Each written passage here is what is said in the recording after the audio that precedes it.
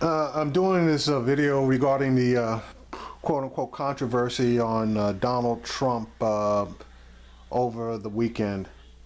I've always felt like Donald Trump was a racist, and obviously that's just my opinion, but if he's not a racist, he's a bigot. If he's not a bigot and he's not a racist, then he is pandering to the bigots and the racists in this country. Now, I'm going to play a partial clip of the Morning Joe show this morning where they go through this. And it's just a partial clip. I cannot remember the last time I saw Morning Joe go 24 minutes straight without a commercial break on a subject, but they did so this morning. So I'm breaking in at approximately the 11-minute mark to try to get the majority of the comments. Team last week. He has one sentence on healthcare. He has been the front runner in the Republican field now for 7 months.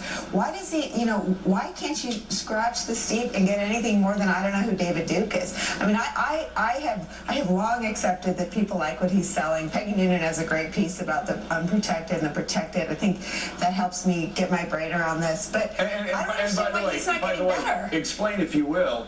There are reasons, aside from the ugly race baiting that's going on here, there are reasons that millions and millions of Americans support Donald Trump that have nothing to do with race. Legitimate reasons. Legitimate reasons. They're fed up with Washington. They want somebody to blow up Washington. They want strength. They want strength because Barack Obama in their mind has been so weak. They want somebody who's tougher on ISIS. They want somebody that's not bought and paid for by Wall Street. They want somebody that can turn the economy around. And I will say, I have more confidence that Donald Trump knows how to turn around the economy than a bunch of kids that just walked into Washington, D.C. a couple of years ago and never made payroll. Yeah, but remember, Donald Trump came on the map making racist comments about the Mexicans being criminals and rapists and drug dealers. That's how he got on the map. And he's continued to stay on the map making racist comments. I understand all of that, which makes the ugliness of all of this so unnecessary. But the examples of this, where his instincts are so shockingly horrific, are too many. There are too many instances where his instincts on policy, well, I don't know anything and I don't need to know anything, he has become the worst thing about a politician. He's become arrogant in his standing atop the polls. He's become intellectually lazy. I mean, why not he's talked about John Bolton. Why not put John Bolton on the plane and learn 4 more things about the Mideast? I mean, the things he says show that he doesn't know any more about the world or the promises we face than he did when he descended the escalator in June. So, I'm just going to say the Muslim ban was connected to a national security question. Right. It made some sense to some voters that maybe that should happen, not to me and not to a lot of people. But what is the Klan connected to? What's the policy? And Willie, there's nothing there except hate and ugliness. That's what I don't understand. This country. And here's the worst part of it. It doesn't buy him a single vote. It doesn't buy him a single vote on Super Tuesday. Doesn't buy him. I don't know if this guy from Queens thinks that we Southerners want him to talk that way. And that's where I disagree with Joe. I believe that Trump's policy and his feelings about the Klan, where he won't disavow them, it may not be buying him a single vote, but by disavowing, he's not going to lose a single vote. So Joe's wrong here. If Trump disavows the Klan, he will probably lose votes, and he would probably lose Texas. By him maintaining his position, being ignorant about the Klan and David Duke, he is going to more than likely lock up Texas. No, we're offended by it because most of us are like me. We went to integrated schools when we were 5 years old in rural Mississippi or Alabama or Georgia. That is the new normal.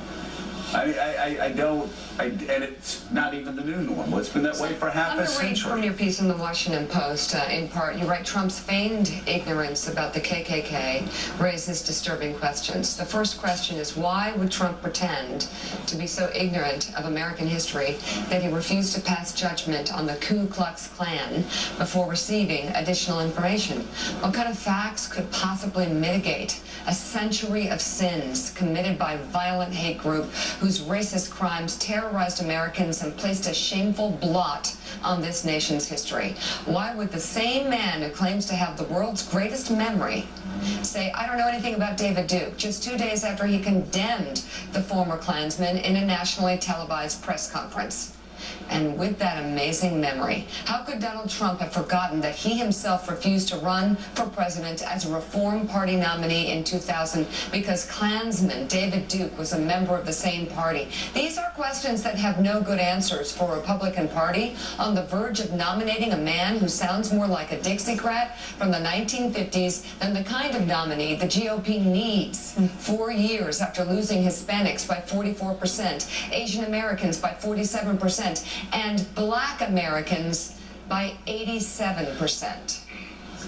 And yet, Willie, tomorrow night, Donald Trump will have a clean sweep on Super Tuesday, I think, and probably move forward. And I predict lock down the nomination. Just like we said from the get-go, watch out, guys. He could win. Just like we said from the beginning. And the question is, I've got to say, this late in the game, when he's up 15 runs, you know, why is he throwing beanballs at the opponent's heads? Why is he playing it dirty when he could just go out and pitch the ball down the middle and walk away with a political equivalent of the World Series and have a shot to beat Hillary Clinton in the fall? Why? If he cleans up tomorrow, which he probably will, he may lose Texas to Ted Cruz, but maybe not. He might win every state tomorrow. We'll see. He's the nominee. We'll just come out and say it after Super Tuesday. He's probably the nominee. Now you have a guy who over the weekend had this Klan statement. He suggested that the federal judge or the circuit judge overseeing the Trump University cases was biased against him because he's Hispanic. He said, and that's okay, but he's Hispanic, suggesting that had something to do with why he was being prosecuted. That's the guy that the Republican Party is going to put out there. The fodder that Hillary Clinton or Bernie Sanders will have against this guy is unreal. You know, Mike, Donald Trump is not one to apologize. He's not one to take a step back. This may be the one time he needs to reach into his pocket and grab that card, because if he doesn't, he'll win in the short run. He'll get destroyed in the fall. That's the question of the day, Joe, if he doesn't, because tomorrow, according to every estimate, instinct, common sense, he's going to run the table, pretty much. He's going to secure the nomination of one of our two major American political parties. If he continues this behavior, he's also going to do two other things. He's going to fracture one of our major political parties, the Republican Party. It will split. It will split. It will. And somebody will run against him, and they will blow everything up before they allow him to win the nomination if this is how he insists on winning the nomination. And the second thing he's going to do, most assuredly, is going to prove to all of those who criticize him, all of those who have criticized him, that he, Donald J. Trump, cares more about himself than he does about the party or the country. So Trump was also tricked into a bit of controversy yesterday when he retweeted a quote, I guess that was the motto of the Italian dictator Benito Mussolini. So it goes on. And again, he couldn't just say, well, I didn't know that was. It's a shame. Okay, no, I'll take it down. I had no idea. It was a great quote, but I didn't know Mussolini did it. Let me delete it for you. We have so much more to get to. Hold on. Ask me. I'm going to play Donald Trump. Ask me if I condemn the Klan and David Duke. Do you condemn the Ku Klux Klan and David Duke? Oh my God, they are repugnant human beings. He's a repugnant human being. I refused in 2000 to even run as a Reform Party candidate because he was so repugnant. He's a disgusting human being. I'm glad he's worse than Marco. He needs to stay there. Something like that, right? You know what? Been more apropos, I guess. This stuff's not hard. No. Again, the question I will be asking myself, Willie, nonstop is why? I don't get it. I understand so much about this guy's candidacy, so much about the economic resentment that he's keying in on, the resentment of Washington. I understand all of these things. I understand why my brother supports him and why Nicole's father supports him. And you understand I actually also understand part of his I'm getting genius. texts probably all day from my brother. I don't understand what you don't convince. I just don't understand. What's the upside? Take a guess. Take a guess. Why do you think he's doing it? I think he's ignorant of how Southern voters think. I think he's a guy from Queens, and he's just thinking, okay, listen, I better not knock these people, because I think he is not only ignorant, I think he about the South. I think he is just as condescending as a lot of people from the North that I have met So, about the we're South. too condescending. I remember my mother going to Pennsylvania when she was a younger girl, and going into a store, and somebody asked where she was from. She said, I'm from Georgia, and looked at her feet, and person, you have shoes? Yeah. And this is 50 years later. A mini version of that, where Donald Trump, this guy from Queens, thinks Southerners are such racists and bigots I have that to this is give going to actually win him a few votes. a disclaimer, though, at the bottom of this block, and that is that we've been wrong every time. I can't believe we are now. What do you mean?